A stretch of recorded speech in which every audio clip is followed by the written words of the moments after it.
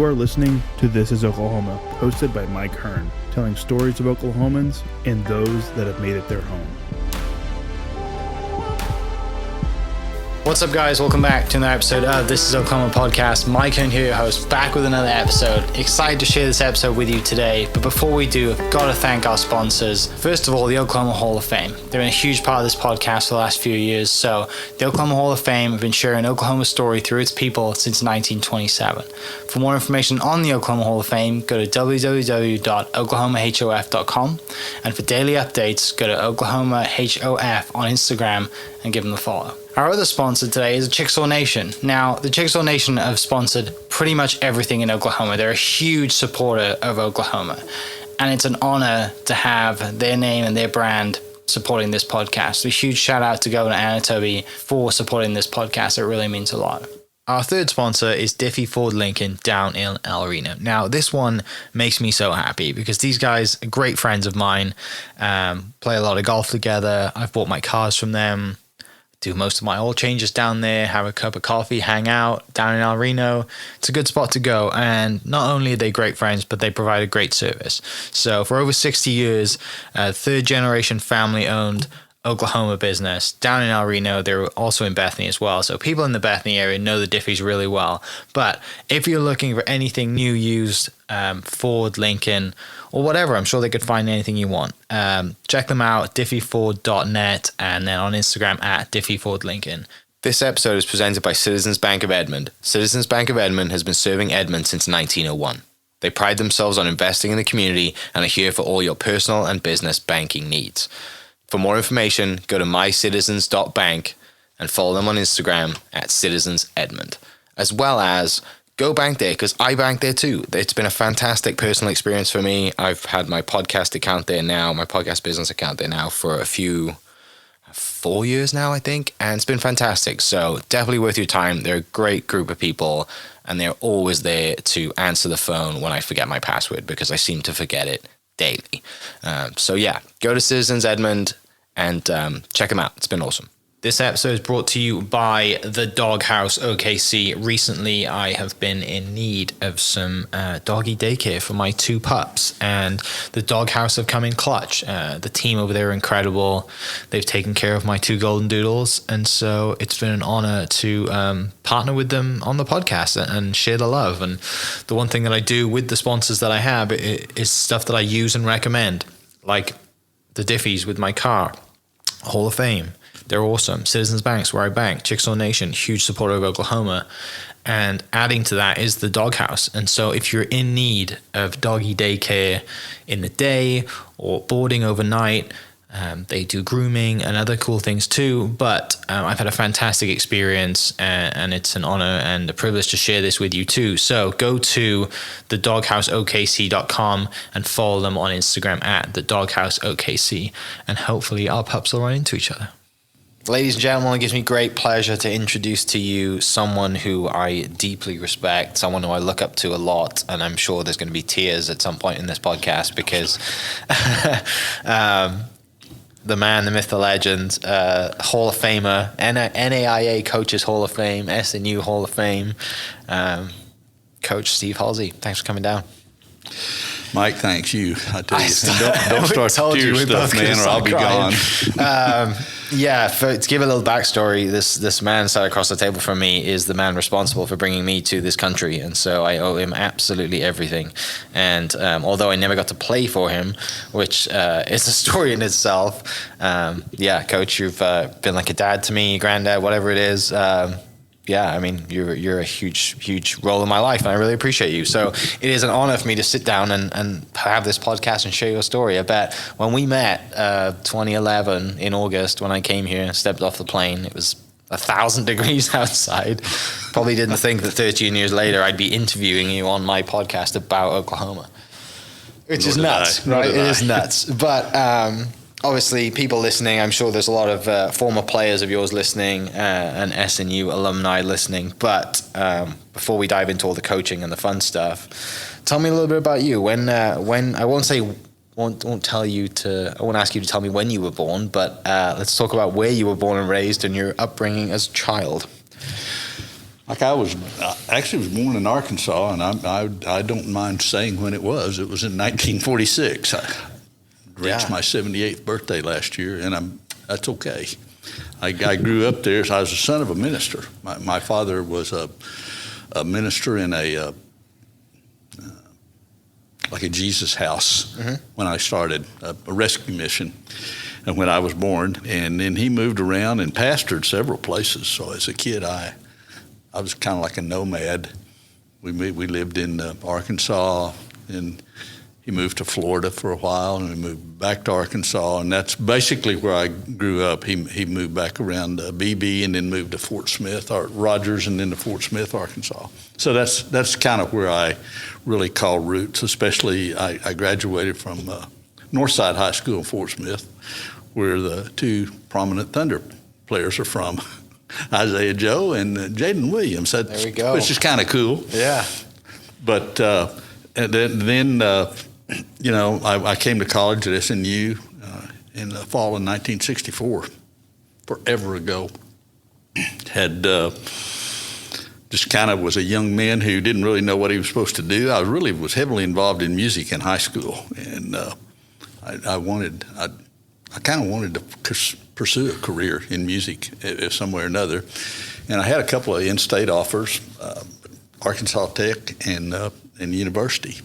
And I kind of felt a pushing in my life that I needed to do something maybe that was a ministry-related thing, but I didn't know what that was. And I came to SNU and met a man named Tom Barnard, who, like you, a man who would bring tears to my eyes when I talk about Tom. I wish he could see this.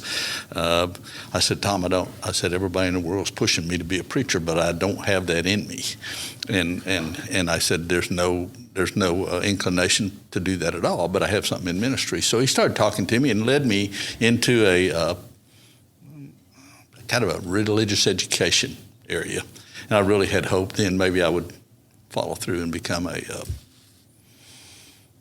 probably a religious education director in a church or something like that. And I had enough music background that I could do that on the side.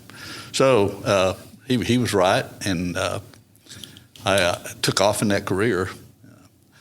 Found out early in that particular denomination that there was not much security in being an associate of any kind. And back in those days, if the senior minister left, you were gone. You had to find a place to go. And my mind was, well, I did this as a kid growing up. I guess I can keep doing this as an adult. So I kind of bounced around. Jan and I ended up starting here over on 50th Street at a church. And there we progressed. We moved. We had a daughter. I was in youth ministry at the time. When that daughter came, I had no desire to be around teenagers anymore. I just wanted to be with her. And that kind of led to some indecision in my life. So I got a varied background. You want it all? Hey, we got time. Yeah, I took a little time in there and took a sales job selling furniture for a guy named Bob.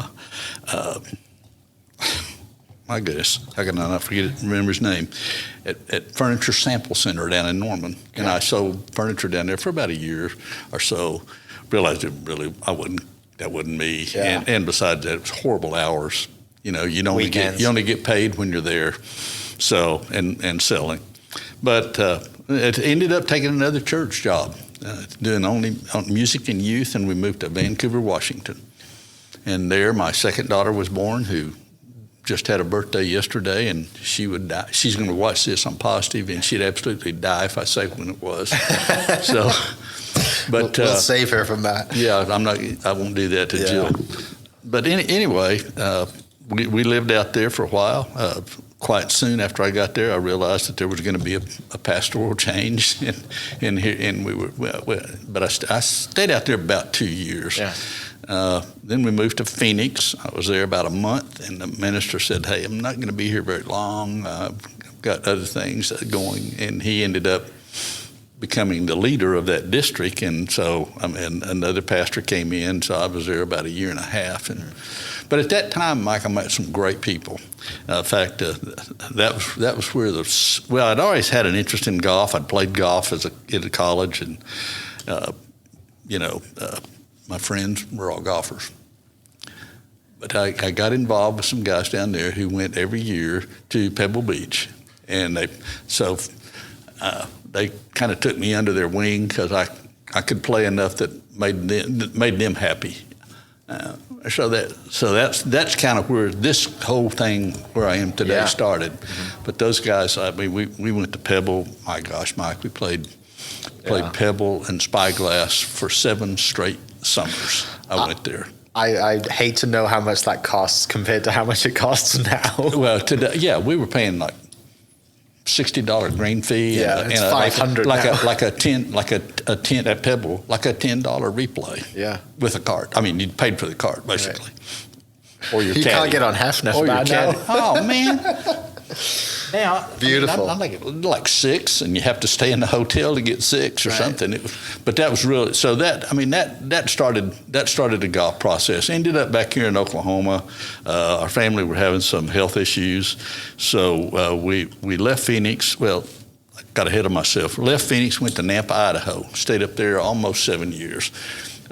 Worked in a really large church there. I started a program there that survived until COVID. Yeah. So about 40 years. Pretty good. And that program was just a big celebration of Easter. The whole valley got involved in it there in the Treasure Valley. Yeah. It was kind of fun. And I really enjoyed it. Got lots of experience working with orchestras and choirs and stuff. And, as a kid from Fort Smith, Arkansas, on North Side, I never thought I'd direct it like you're here. I never thought I'd direct the orchestra. But it was pretty cool. Got to work with some really fine musicians. Jen's parents were having some health issues, so we had an opportunity to come back to Oklahoma, and we did. I was there just a very short time, and the bust came in Oklahoma. You're going to have to edit this down. You're good. Keep going. The bust came, and when the bust came, the minister said, church is not going to be able to pay a staff person. And so I didn't know what I was going to do. And I was out having coffee one day with some guys at Grandy's, and this guy said, you want to work for me? I go, you're doing what? He said, well, I sell pantyhose from Haynes Hosiery. And I said, yeah, that'd work. Sold everything else so far. So it was kind of interesting. I went to a couple of interviews. I thought, man, nobody wants me. I haven't had sales experience really and out there, but I got the job and worked there happily for 10 years. Really enjoyed it. But then another thing happened, and women quit wearing pantyhose. So that industry really kind of took a big slide. They laid off the entire sales force. Not the entire sales force. That's not true. I was one of the men that didn't survive the gender equity at that time. And I don't say that disrespectfully. I just mean I got it. Yeah. So I didn't know what I was going to do. And I'm talking to Bobby Martin, and he said, well, you want to come over here and coach golf part-time? I said, well, yeah, I guess so. Actually, that began while I was still working for Haynes before the end came, and I talked to my boss about it. He said, yeah, go ahead and do it. So I recruited the first team for them, and then about the end of that time, then that's when the layoff came. And Bobby said, man, I guess, he said, we can keep you, but we can't pay you any money. And I go, well, I can't do that. And a friend of mine that I went to college with, I know you're familiar with this name, Carl Sawyer. Yeah. Carl was quite successful back then, did an awful lot to help the university, but he really loved golf, and he and I were really good friends. He wanted to help me. He said, okay, let me see what I can do, Steve. So he calls Don Billings. He said, Mr. Billings, he said, I'll pay at least half of this guy's salary for 5 years if y'all will put him on. Now, Carl had an ulterior motive. He wanted his son Brandon to come to SNU, and he thought I would be the one who could get him to come to SNU. So, yeah, and that's the way it started. Did that start the golf program? The golf program I had played when I was in college. Yeah. Back 10 years before I started, they riffed the program. Okay. Some issues came up, and like today, part of it was financial. So they just said, okay, what can we get rid of? And golf was the thing. Yeah. Most of those kids that were there, the school helped them go other places. A couple of them went to UCO and smaller colleges. He had some. Mel O'Bannon was the coach there, and he had some good kids, good players. They were quite successful. So, yeah, that's kind of how that all developed, and how I ended up where I was for 20 years almost. Yeah. How does tell me about the music thing? Where does that start? Mom and dad in music at a young age? Yeah, my family was all very, very musical. Okay. My dad, made my sister and I perform at very early ages, and we sang, and I got very interested in instrumental music, especially the trombone, and worked really hard at that. So that was it, and I developed into that. I was decent. Yeah, I was decent. When was the last time you picked it up? 40 years. It's been a long time. 40 years. I played trombone and baritone and guitar a little bit. Yeah. Those are kind of things. And that's just stuff that stuck with us. My children have all been musical after that, but yeah. Yeah. So is that kind of what leads you to meet your wife, Jan? I met Jan. That's an interesting story. Jan's grandfather attended the church that my dad pastored over in Fort Smith. So I met him, and I met her through that, but she'll tell I was not as interested at all. She said I was very rude to her, but I don't remember that, but that's what she said. Just playing hard to get. That's fine. No, I was a couple of years older than her, so she was just a little kid to me. But she was really involved in music. So our lives, when I started doing music in a church, it really meshed good with what she did. And Jan's had a very successful career as a public school music teacher, and in fact, she just recently completed a job, had to drop out because of sickness, directing a choir at UCO. So she's had to. She's a musician. Anything I didn't know, she'd cover for me. Yeah. So we were always good. Great team. That's good. Brilliant. So the golf thing comes around. Carl Sawyer says, I'll pay half this guy's salary for the first 5 years, gets his son in on the team. Most people who know SNU know that the Sawyer Center is named after Carl, which is a fantastic facility. Probably better than we deserve at SNU, right? It's incredible, the facility. When that was built, that was just, it was just like state of the art when you went around. It was so much fun to have something like that. Yeah. I remember being, when I was in university, I think the Thunder were playing the Lakers at some point, and the Lakers were practicing while they were in town at SNU. And that was 10 plus years ago, maybe the playoffs were, but still, that's how good the facility, is. We were not supposed to do it. They wanted us to clear the gym. Yeah. And so do you remember the little room above the storm chaser room? Yeah. Up there, there was like a president's suite. Yeah. And we'd sneak up there and sit down on the floor and watch them practice. Yeah. What's his name? Phil Jackson saw us one time up there. Said somebody tell them to get out of here. It would and all the kids were coming in. It was really a lot of fun. It is really. It's again fantastic facility, and thanks to someone like that, every university's got a Carl Sawyer, right? Or some of them have multiple that just love the university and want to give back and have been successful, and for forever grateful. And every honestly, he was an amazing man. Yeah, I wish you had known him. He would have absolutely loved you because you met his criteria as a good person and a really good golfer. Yeah. Ticks a lot of boxes for some people, I'm sure. So the golf thing starts. You get the job. You're working. What's the state of golf at that time? What's the travel schedule? What's the team like? It was rather difficult to try to get that first team started. There were some people out there, and I'd start naming names. I would miss out on names, but there was a couple of kids that I got from Carl Albert that were really solid players. Can I mention names? Fire away. Corey Harriff was particularly one, a Baptist kid who wanted to go to a church school, and he was shooting it in the 60s in high school. Yeah. Corey was a good player. Sometimes my mind just doesn't work. Brian. Anyway. Yeah. Brian, and also was a really good player. In fact, I met him. Ron Cummingdeer and I played against him, Brian and his dad, in the Oklahoma City 4-ball, and we beat him. And Ron said, "You can get that kid to come play for you. He's really good." And so we got Brian over. Brian was a long time greenskeeper at Conrad. Oh yeah. Yeah. That place is in great shape at the moment. Yeah, a long time he did that. But anyway,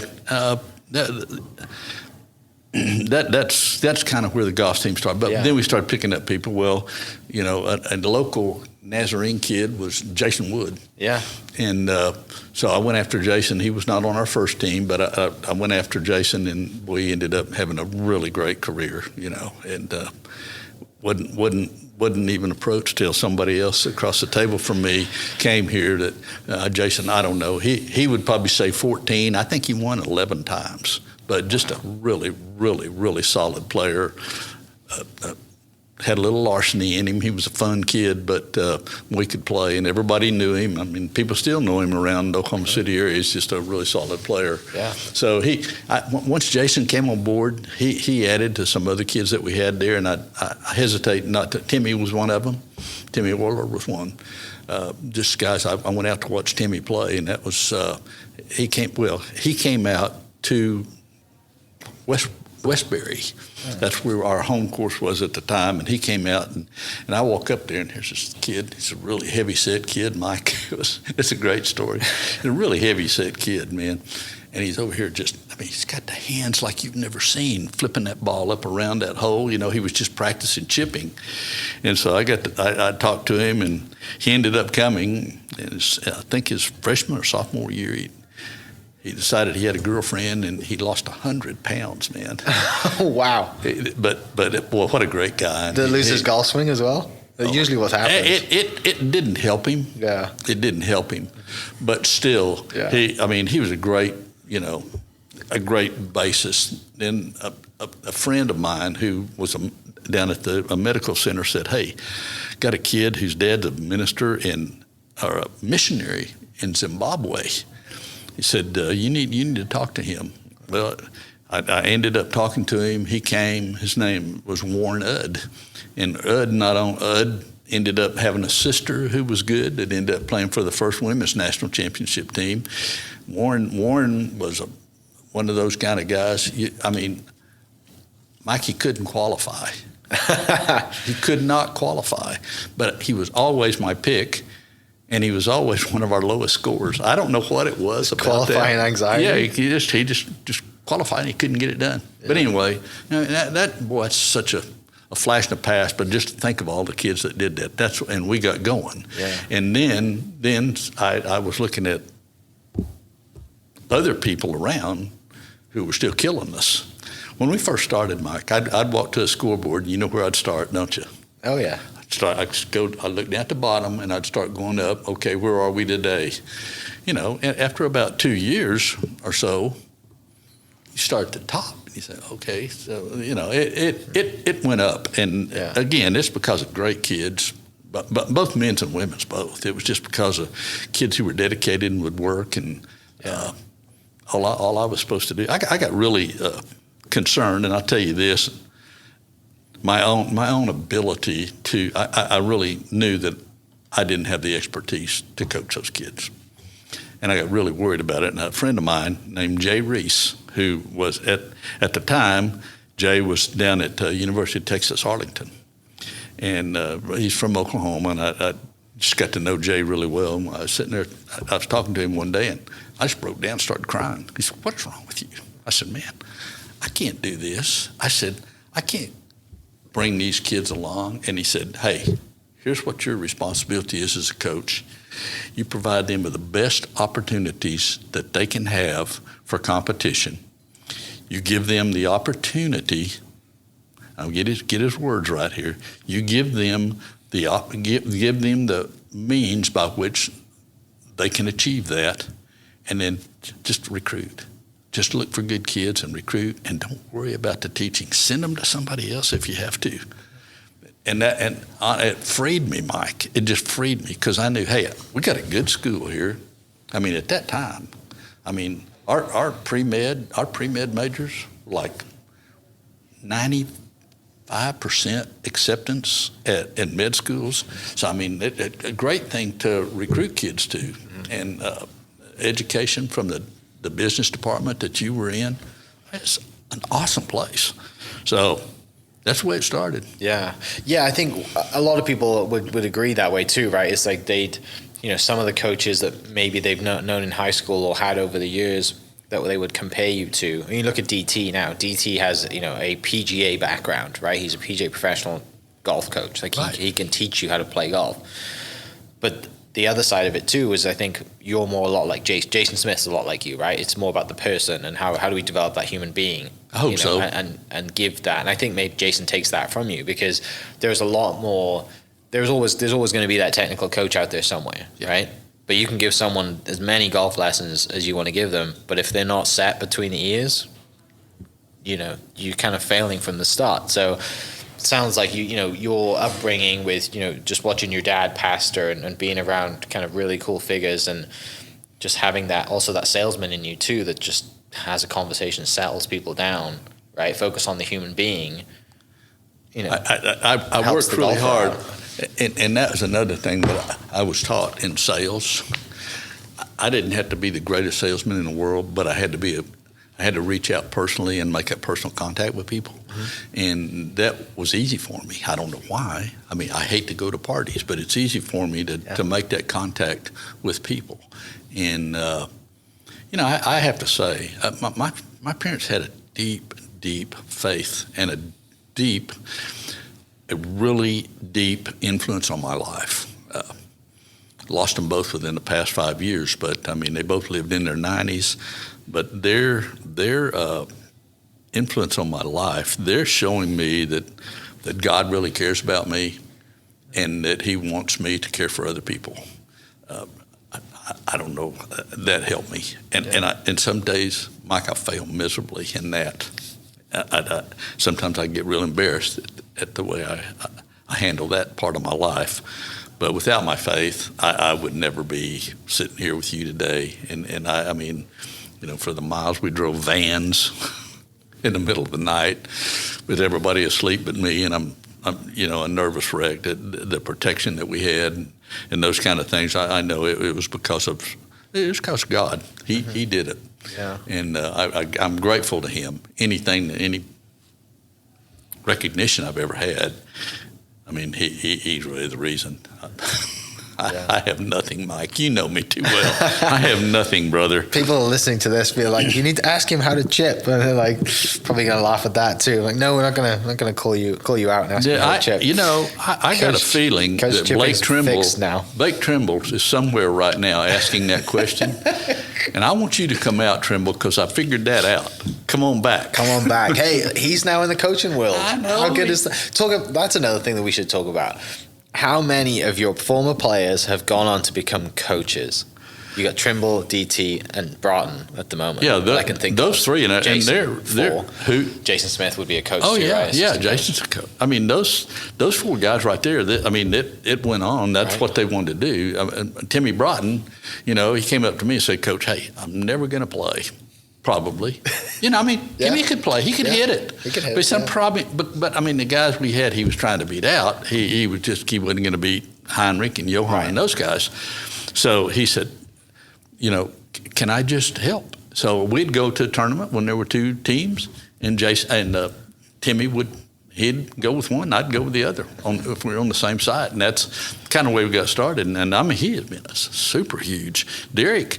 The reason Derek is there is because he was my choice to follow me, because I really felt like, because of what you mentioned, his PGA experience and those kind of contacts, that would be a good thing for somebody in areas that I lack. Yeah. Derek's a good fundraiser. Mm-hmm. Works really, really hard. Yeah. He was a very solid player. He never missed a 3-foot putt that we had to have. Still doesn't miss one for anything.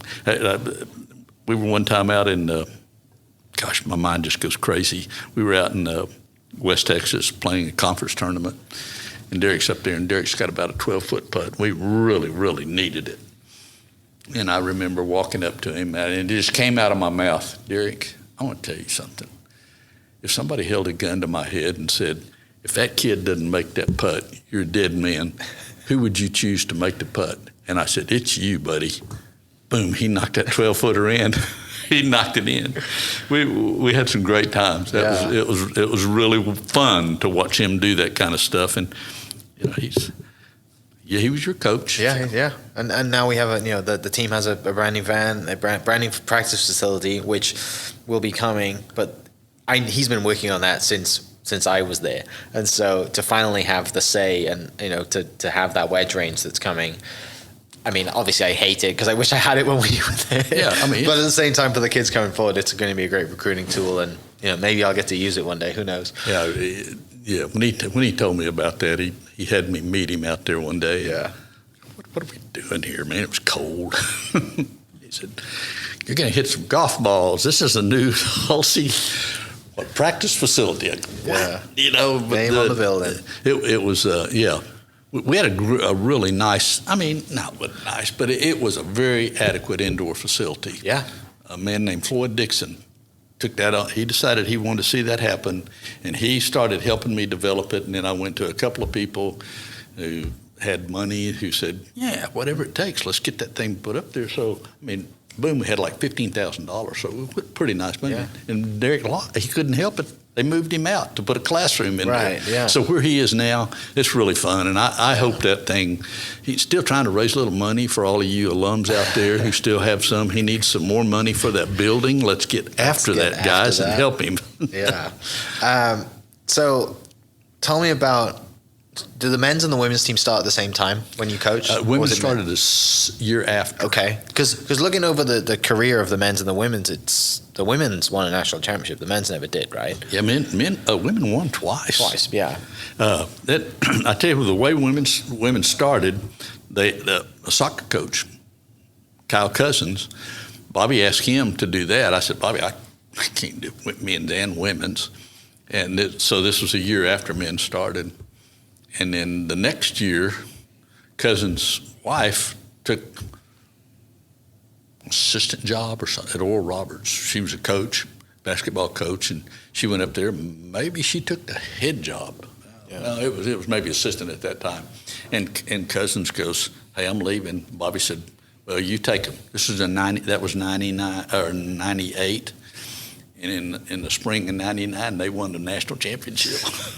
So Kyle, he brought in some girls, Mandy Leffoltz. I can't remember all the girls. Mandy Leffoltz, the Johnsons, and then it built from there. Yeah. Then it was easy back in those days, Mike, to recruit girls. Really? Compared to now? Yeah, very, very easy compared to now. And you could be very effective and not have to shoot quite the numbers that they have to shoot today. Right. At the national champion in '99, I made a phone call to Jonna Dodson. Yeah. And Jonna, who's another now Hall of Famer, Hall of Fame, SNU. I called her. I said, Jonna, we just won the national championship. Man, I would like to see you get to experience this with us. She and her dad said, yeah, let's do it. And she was our bell cow, man. Jonna could play. My gosh, she could play. She suffered some injuries her last couple of years, but she could really play. Yeah. And, very successful, very smart individual, like one of the top students in the business department. And it was, yeah. But talk about that winning then. What's it like winning a national championship for like second, third year in a program? What was going through your head as a coach? I'll tell you, I cannot do any interview like this without mentioning Rod Eskridge. Rod came to me early when I was at SNU and said, Steve, I would love to just help out. He was a State Farm agent. I really love to help out. I'll do anything I want to do. I'll drive the bus, whatever you need, I'll come out, and if you need to have an appointment in the afternoon at practice, I'll come stand out there. He said, I got my business going pretty well. So Rod did that. So when we were at national tournament, both teams were playing in '99. And my men went in as a number one ranked team in the nation. And Chris Jones, Jason Wood, Derek Taylor, Sandy Sleeth, and Brian Sloan. Those guys, we went in, they were number one. Sorry, goofs. We blew up the last 4 holes and missed a cut that year by a stroke. So the girls were still in it. So I go over. Rod was with the girls while I was with the boys. I go over, and Rod said, "Coach, go get them." I said, "No, Rod, this is your day." I said, "I'll stand that. You can only have one person giving advice that day." I said, "No, bud, you got them here. You go for it." And so they won. And then what a feeling for those girls just to see their exuberance. They said, there are 2 things they were going to do. Number 1, you 2 are going to jump in the swimming pool. The other thing is, if we win, they said before, we're going to shave your head, Coach. Nah, man, I had full head of hair at that point? Full white hair.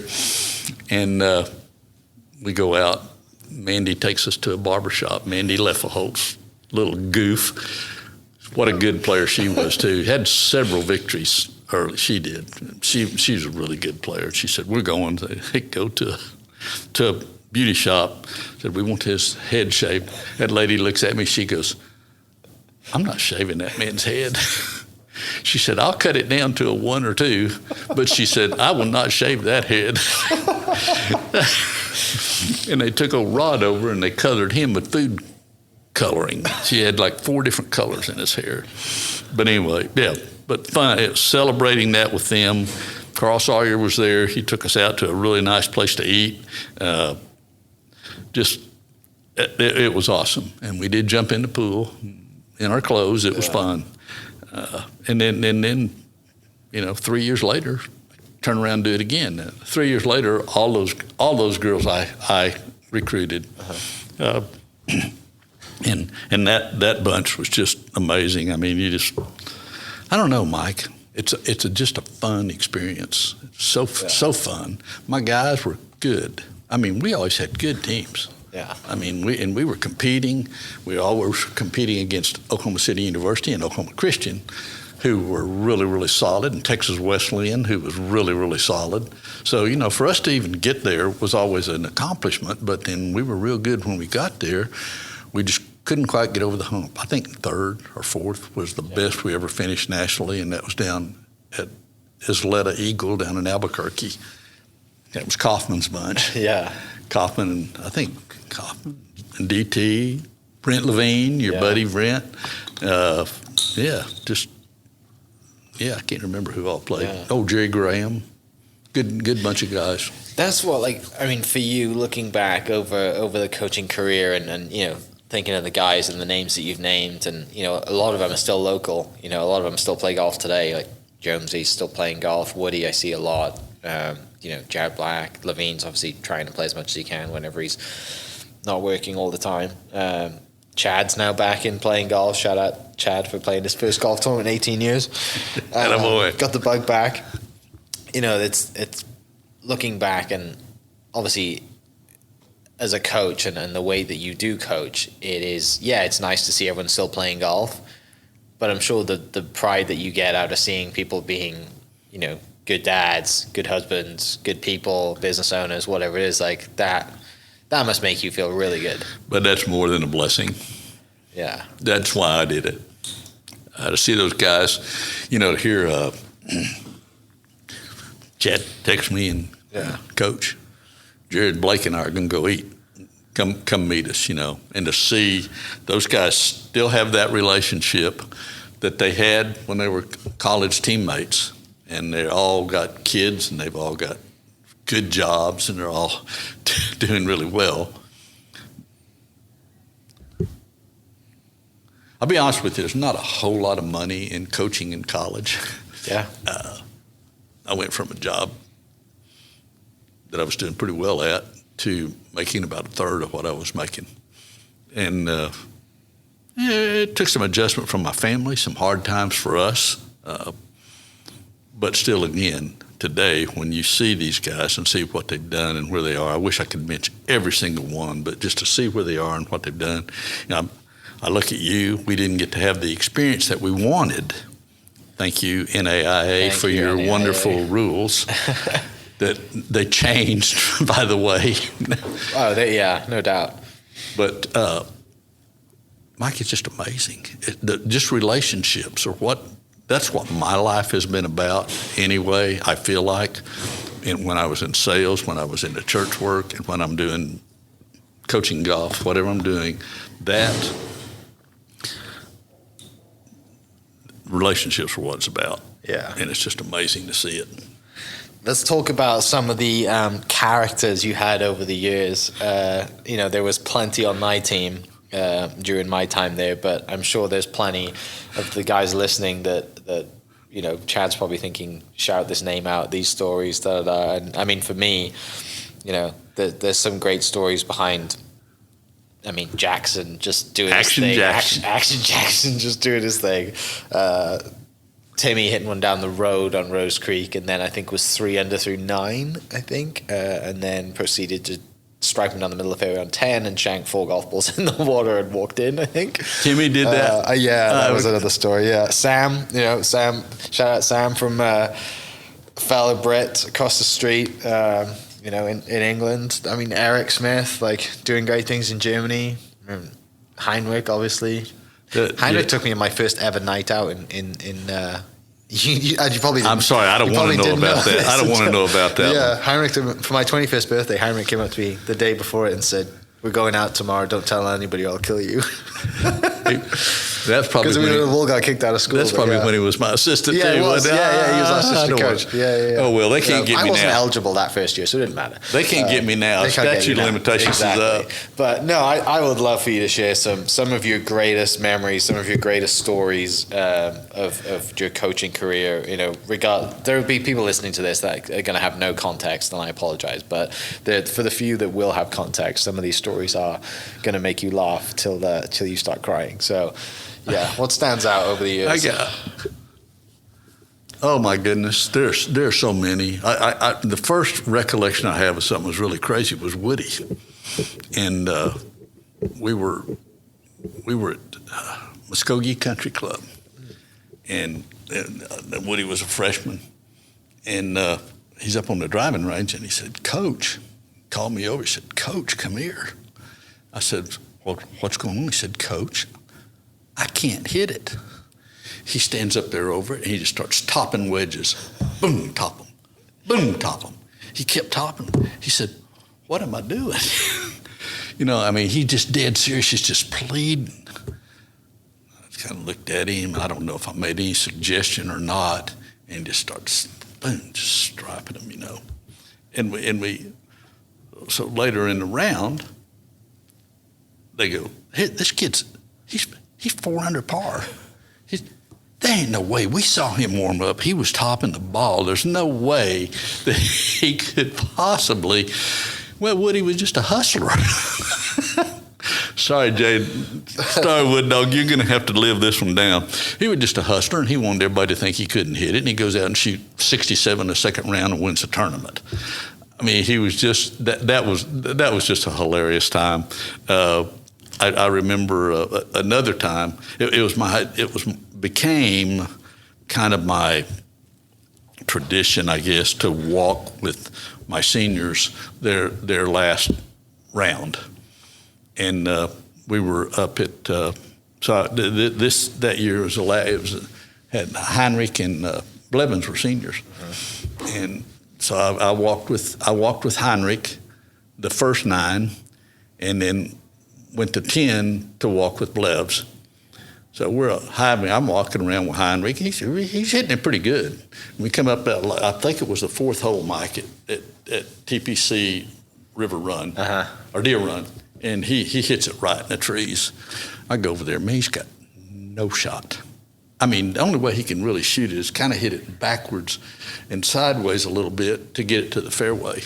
And I said, "Heinrich, just punch it out, make 5 and go on." He said, "Coach, I think I can hit it."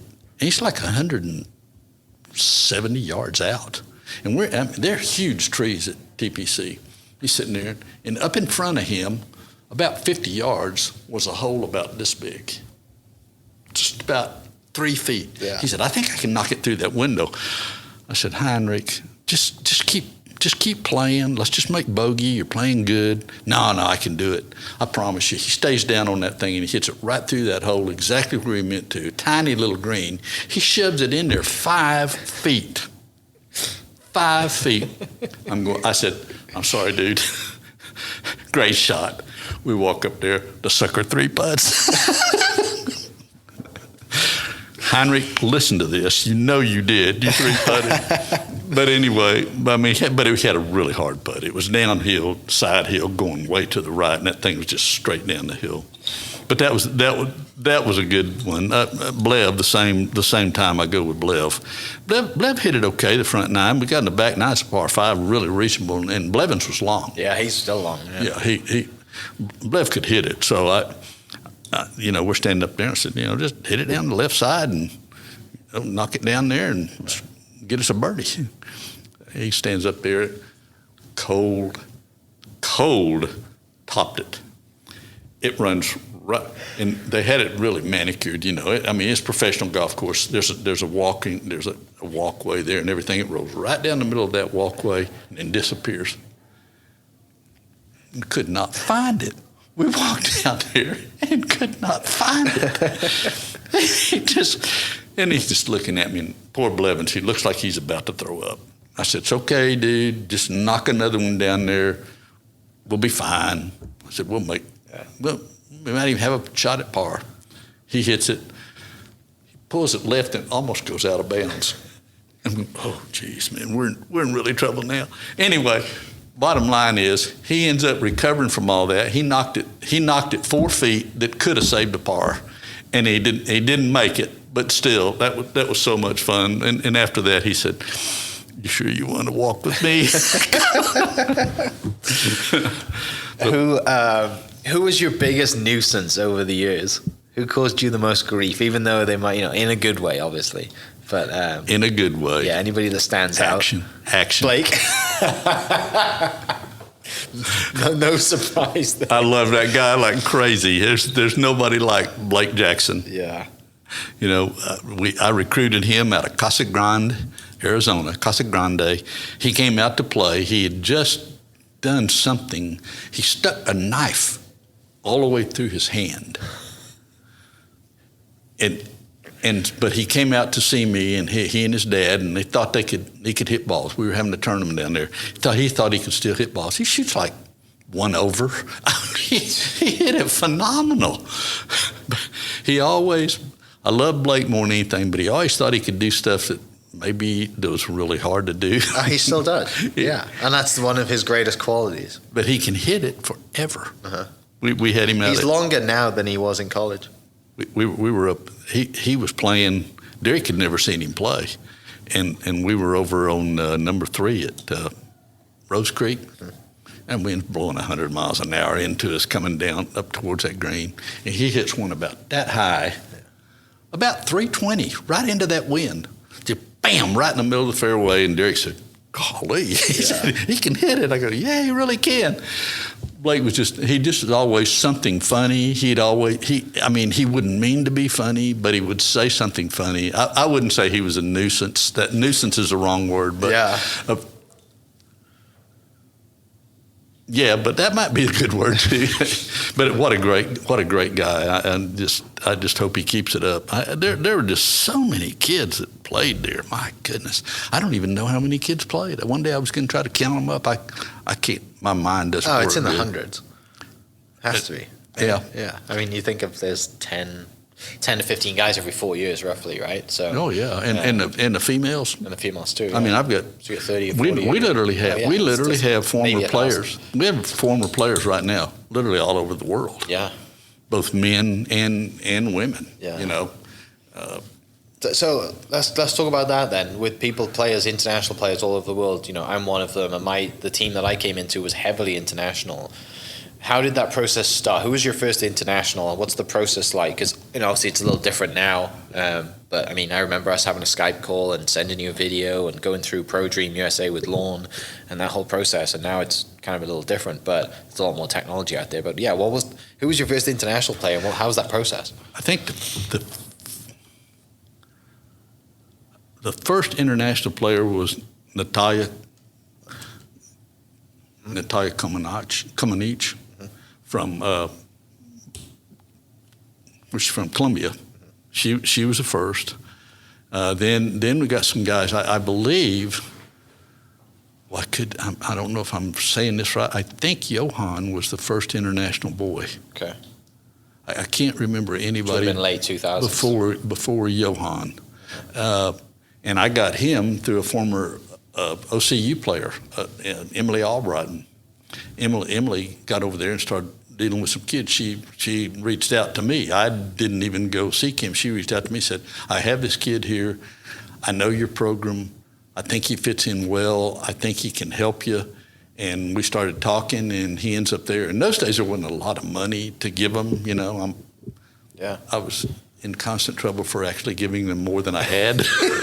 You're well known for that, right? That's probably why they love DT so much now. He doesn't go over budget. No, he sticks with the program. But I will say that you always figured it out, and there was always help there, and that's one thing that because of your relationships that you'd built, you always knew that like there was. Ron was going to help out, both Rons really, and you had that kind of backing, which that's the great thing about building relationships, right? And Bobby Martin was my athletic director. He's the one that brought me in, a dear, dear friend, and I will forever be grateful to Bobby for being involved in Southern Nazarene and for where it led me. Yeah. And I saw him, about a month or so ago. I was down picking up old person prescriptions at Walgreens, and Bobby walks in, and we stand there and talk for about 30 minutes in the aisle, just talking. And I said again, Bobby, thank you. I said, I know you pulled your hair at night because, oh no, Hulsey's done something else stupid. And I said, thank you for bailing me out and getting us through those times. When he said, Hulsey, my only regret was you didn't know what a budget meant. But we had Rod, we had Ron, we had Carl, we had Robert, we had Don, all those guys right there. And I won't mention any last names, but those guys would go, hey, we love golf, we love SNU, we love helping kids. What do you need? And they dumped it out. Yeah. It wasn't because of me. It's just because they were good people. Yeah, golf's the greatest sport in the world because of that. I think there's not many sports where me and you can tee it up together, right? And not many sports where you can build those relationships and go on a trip.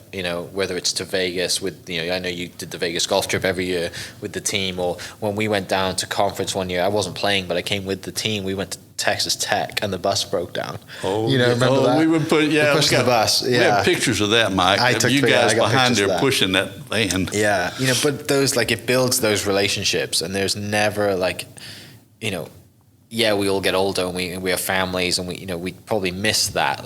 If you were to go on a trip now, 4 or 5 days with us again, we'd all have the greatest time ever. It'd be just like it was. It was, right? And those are just the relationships that you build and you remember. And golf's just the byproduct, right? Golf's just it doesn't matter how we play. We're probably not going to remember how we played in 50 years, right? Unless you beat one of your friends, and you're always going to remember. Yeah. That. But it's just that that friendships that are built around the sport that we love, and whether it's someone giving you a call saying, what do you need? We'll pay for the meals this tournament, or we'll pay for travel, or whatever it is, or just someone saying, hey, let's go tee it up because we haven't caught up in a while. It's just the greatest sport in the world. When I was sitting there at the table at that Hall of Fame induction, see you up there. Stop, you're going to make me cry now. That's what it was about, dude. That's what it was about. The influence that you've had around in the state.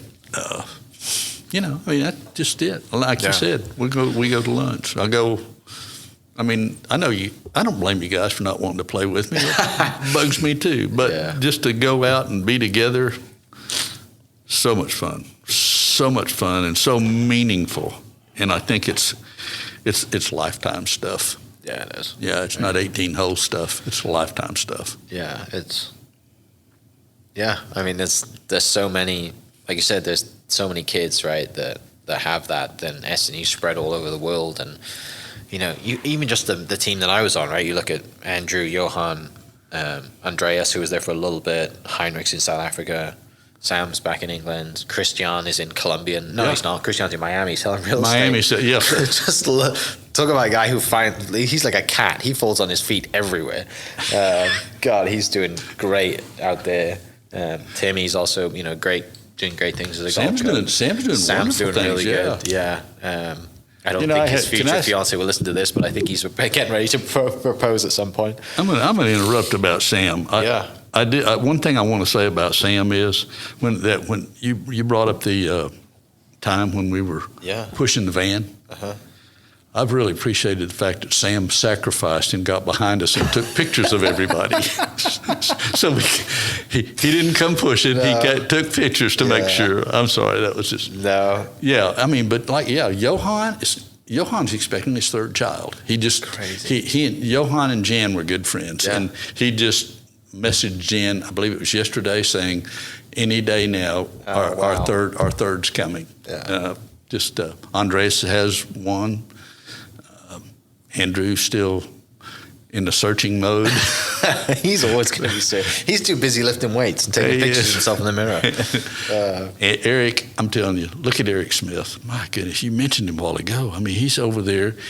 He's given his life to help refugees and to try to spread gospel and what's in his heart. I mean, he's just an amazing young man. Amazing young man. And someone like Eric is the type of person that really irritates you because he can pick up any sport, and he's very good at it naturally.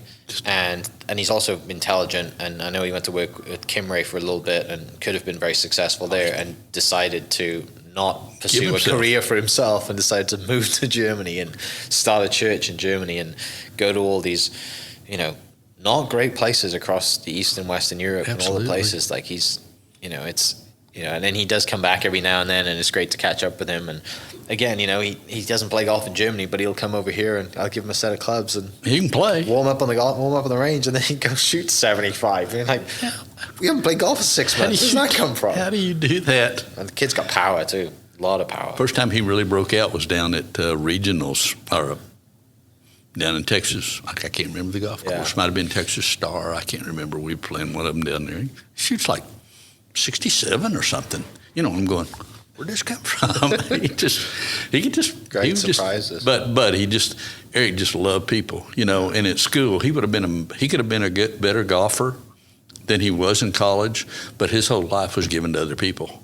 And so he got involved in everything on campus and that's why we bring people to SNU, Mike. I mean, we want SNU's whole product was to try to produce citizens for the world. And I think when I look across the table, we've done pretty good with a few of them. A few of them, yeah. Some of us we're still trying to find our way. But no, you're right. I think that's the fun thing about being a coach and reflecting on, and you're there for such a long period, but you're constantly developing kids, right? You constantly got kids in front of you who are playing golf, who you're kind of trying to mold and young minds and get them to kind of look a little bit further than what's right in front of them and kind of have a little bit of foresight. But then you're looking at the guys who have graduated 10, 15 years later, right? And you're seeing these people, and now I'm in that boat. It's been almost 10 years since I've been out.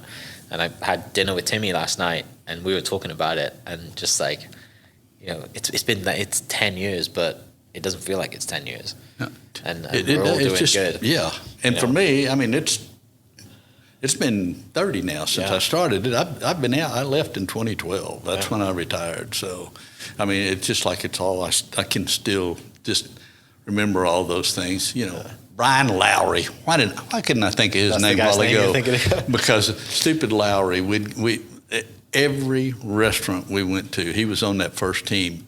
Every restaurant we went to, he would tell the waiter, it's Coach's birthday. They'd come out, especially at Texas Roadhouse, they come out with the saddle, get you on. What was that restaurant that you guys used to go to that you had to phone it in from the table? Oh. I never went there, but I remember the stories from it. You have to phone in the order from the table, right? Oh yeah. That's Chuck House. Is that still around? Oh yes. Yeah. Coming there, and I ate there not too very long ago. We still go there, and I was driving down the road one day, and I put my phone out the window and took a picture of its sign, and I put it on Facebook for Johan and Andrew and Heinrich and Blevins. Those four guys, anytime they'd come by my office, Coach, you going to Chuck House today? I mean, greasy chicken fried steak with what do you call it? Gravy, just thick over it. I mean, so bad stuff. It's not good for you. Here we're just eating that junk and enjoying it. Chuck House is still there, though. That's sadly the place that my first ever, when I got here, the day I got here, you, Ron, took me and my dad to Ann's Chicken Fry. Sadly, that place isn't there. But yeah, that broke my heart. That was a great place. Can't believe it's not there anymore. It's sad, right? I think back there. Okay, so where do we take him? We take in Steve to instead of Charleston or someplace. We go to Cummingdeer went with us, didn't he? Yeah, Cummingdeer Municipal Lunch. So we go to. We went back for dinner. Fry. Before Dad went home, we went back for dinner again. Dad liked it, huh? Yeah. And it was. We knew where it was at that point as well. Yeah, it's that's embarrassing, but it's funny. It's good. That was the first time I'd ever had white gravy. Really? Yeah. Always brown before. Always brown gravy before. Yeah, we went back for dinner a couple of days later, and the lady across the table could tell that obviously we weren't from there. She's like, "Where are you guys from?" We told her, and it said. Dad, I said, look, Dad's leaving. And she's like, you're going to be all on your own? And there's some old lady with her family. She goes, well, here's my name and number. I live out at Rose Creek. And if you ever need anything, call me. She said, I have sons that are your age. They kind of play golf, but they're graduated now, whatever it is. And that was the first, I'd been here like 4 days at this point. That was the first time I was just like, looking back on it now, you see that's just an Oklahoma thing, right? People just nice people. Just nice people, right? And I look back, I remember that moment. And I thankfully never had to reach out to her for anything because I had a lot of great support at school. And the Broughton family were awesome, took me to Thanksgiving and have been great ever since. They're my American family, really. But yeah, that moment of that old lady just... I'm glad to hear that crazy story. I didn't know that. Yeah. I'd never heard that one. That's a great story. Just, at the time, I'm like, why is some old lady giving me her number? I'm like, this is weird to me. But looking back, it's been here 13 years now. I do that to people, right? These people in this state will do anything they can to help you, I think. Yeah. I really think so. I mean, you look at all the devastation that we got going on right now, and there are people from everywhere in the state going down to help, to lend a hand, to say, hey, I'll help you pull it back together. What can I do? Yeah. When that tornado hit, several of us coaches went down there and worked a couple of days afterwards. It hit Westmore. May 13, was it? Yeah, May 13. I think that's that. Yeah, that one. The second one, not the first one. Yeah. I flew home 3 days before that when I was here. I think that was the second one in 2012. Yeah, that was when it took the exact same path that it you were taken talking about the before. first one.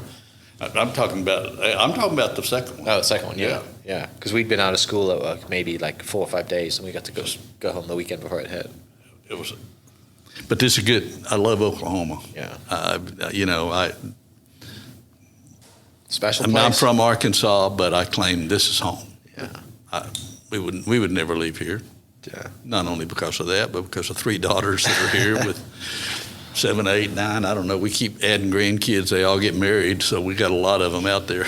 Yeah, you're not coaching golf anymore, but you're still, you've got a bunch of grandkids that you're, spending your time and pouring into and going to track meets or whatever it is. Like, you're never get out of that coach's mentality, right? It just changes who you give that attention to. Get out there and love them. Yeah.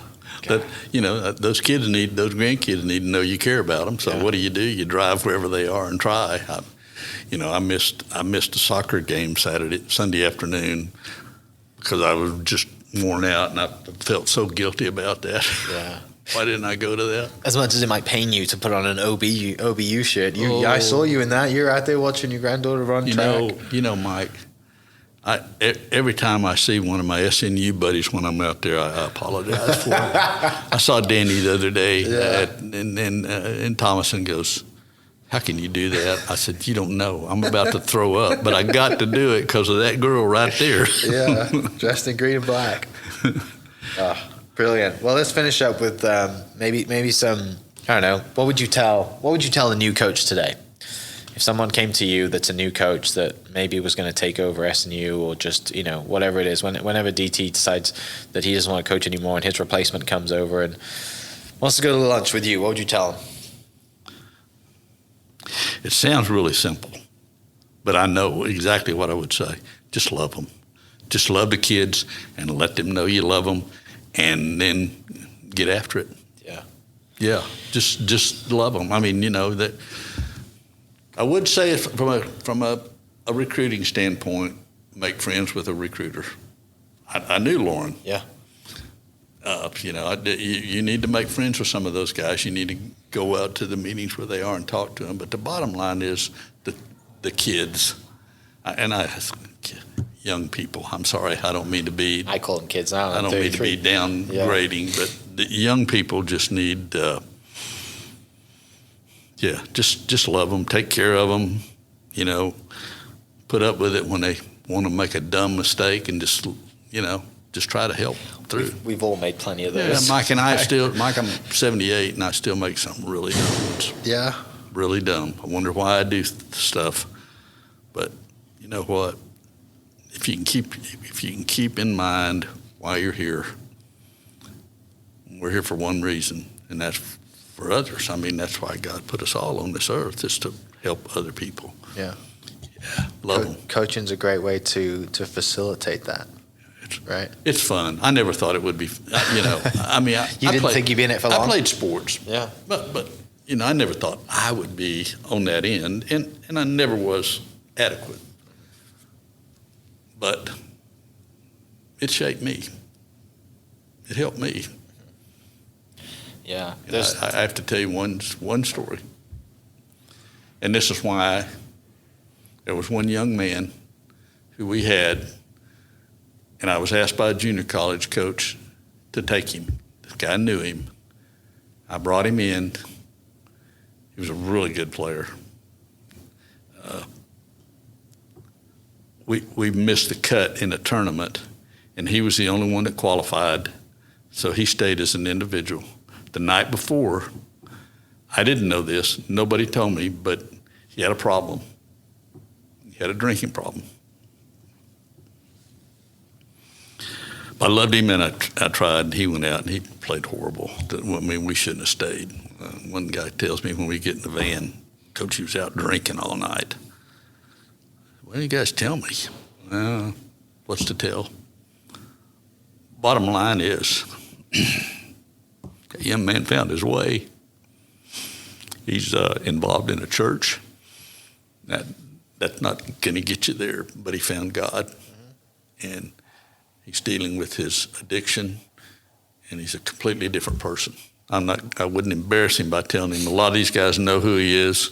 When they hear that story, they know for sure. But God's changed his life, man. Well, that's why I was there and that's why SNU has sports. Yeah, as much as sometimes they want to cut sports, right? Like you look back, you look at stories like that, and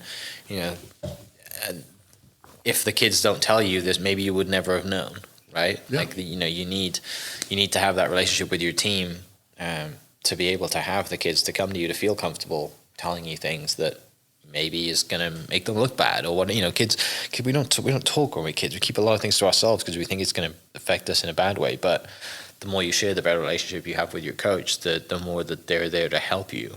And I know that even you look back at the time I was there, like, God, I mean, he butted heads with plenty of players, but we had many disagreements or whatever you call it. But you look back now, and everyone turned out pretty good.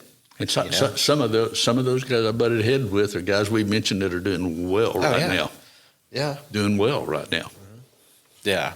Well, Coach, I appreciate you. I know we could sit here for hours. I'm looking forward to. Let's play golf. It's been a while since we've played golf together, so let's go play golf sometime soon. But I know everyone else should want to join us as well. Maybe we can get more than 5 guys together, so maybe we'll have to get us all together and go play golf. But I appreciate you. I love you. Love you, brother. You mean the world. You mean the absolute world to me, and it's an honor to sit across the table from you and share the story. So, for people listening, we'll catch you next episode. Cheers. Love you, Coach. Love you, Mike. Hope you guys enjoyed that great episode. Thank you so much for listening. As always, huge shout out to our sponsors, the Oklahoma Hall of Fame, sharing Oklahoma story through its people since 1927. For more information on the Oklahoma Hall of Fame, go to www.oklahomahof.com and follow them on Instagram for daily updates at oklahomahof. Our other sponsor, the Chickasaw Nation, amazing sponsor. They do amazing things for the state, and they're always sponsoring something in Oklahoma. They're a huge supporter of Oklahoma, and without their support, we wouldn't be able to do what we do. And our third sponsor is Diffie Ford Lincoln down in El Reno. Now, this one makes me so happy because these guys are great friends of mine, play a lot of golf together. I've bought my cars from them, do most of my oil changes down there, have a cup of coffee, hang out down in El Reno. It's a good spot to go. And not only are they great friends, but they provide a great service. So for over 60 years, third generation family owned Oklahoma business down in El Reno. They're also in Bethany as well. So people in the Bethany area know the Diffies really well. But if you're looking for anything new, used, Ford, Lincoln, or whatever, I'm sure they could find anything you want. Check them out, diffieford.net, and then on Instagram at diffiefordlincoln. This episode is presented by Citizens Bank of Edmond. Citizens Bank of Edmond has been serving Edmond since 1901. They pride themselves on investing in the community and are here for all your personal and business banking needs. For more information, go to mycitizens.bank and follow them on Instagram at citizensedmond, as well as go bank there, because I bank there too. It's been a fantastic personal experience for me. I've had my podcast account there now, my podcast business account there now for 4 years now, I think, and it's been fantastic. So definitely worth your time. They're a great group of people, and they're always there to answer the phone when I forget my password, because I seem to forget it daily. So yeah, go to Citizens Edmond and check them out. It's been awesome. This episode is brought to you by the Dog House OKC. Recently, I have been in need of some doggy daycare for my 2 pups, and the Dog House have come in clutch. The team over there are incredible. They've taken care of my 2 golden doodles, and so it's been an honor to partner with them on the podcast and share the love. And the one thing that I do with the sponsors that I have is stuff that I use and recommend, like the Diffies with my car, Hall of Fame. They're awesome. Citizens Banks, where I bank. Chickasaw Nation, huge supporter of Oklahoma. And adding to that is the Dog House. And so if you're in need of doggy daycare in the day or boarding overnight, they do grooming and other cool things too. But I've had a fantastic experience, and it's an honor and a privilege to share this with you too. So go to thedogHouseOKC.com and follow them on Instagram at thedogHouseOKC. And hopefully our pups will run into each other. Thank you for listening.